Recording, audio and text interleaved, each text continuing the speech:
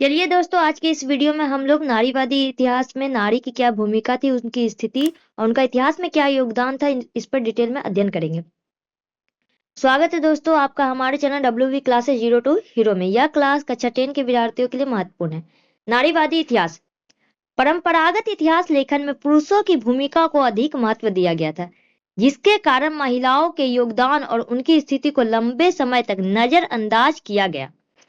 नारीवादी इतिहास उस ऐतिहासिक दृष्टिकोण को कहते हैं जिसमें समाज, राजनीति, अर्थव्यवस्था और संस्कृति में महिलाओं की भूमिका का विश्लेषण किया जाता है।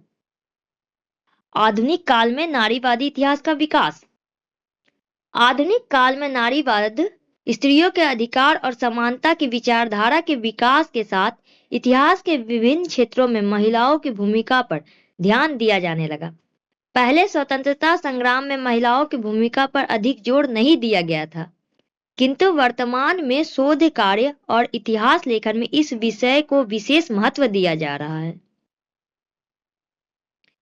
प्राचीन और मध्यकाल में महिलाओं की स्थिति। प्राचीन भारत में महिलाओं को समाज में सम्मानजनक स्थान प्राप्त था, लेकिन मध्य युग तक आते आते महिलाओं की स्थिति अत्यंत दयनीय हो गई। यह स्थिति केवल भारत तक सीमित नहीं थी, बल्कि विश्व के अधिकांश भागों में महिलाओं की दशा खराब थी। अरस्तु, प्लेटो, मिल्टन और रूसो जैसे विद्वानों ने भी महिलाओं को पुरुष के समान अधिकार देने का समर्थन नहीं किया।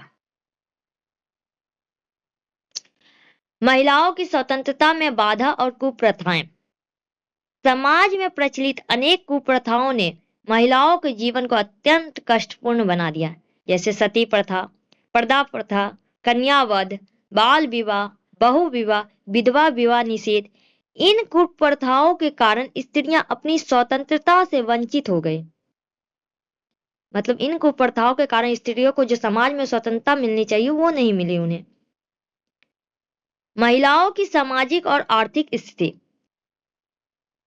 स्त्रियों को पैतृक संपत्ति में कोई अधिकार नहीं था। पैतृक संपत्ति मतलब उनके पिता की संपत्ति में उनका कोई भी अधिकार नहीं था।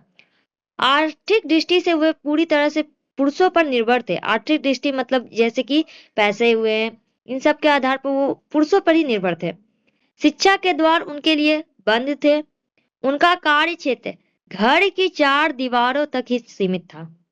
स्त्रियां जो थी सिर्फ घर के 4 दीवारों के अंतर्गत ही जो भी कार्य कर सकती थी।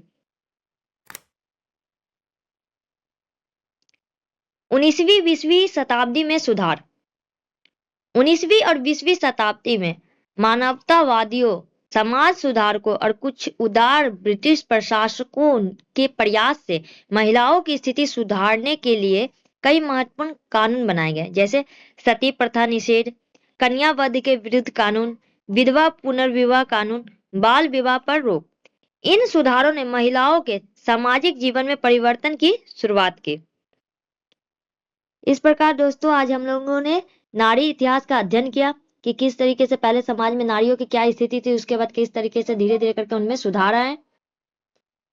आगे हमारे साथ बने रहने के लिए दोस्तों हमारे चैनल में लाइक, कमेंट, शेयर और सब्सक्राइब करें। थैंक यू दोस्तों।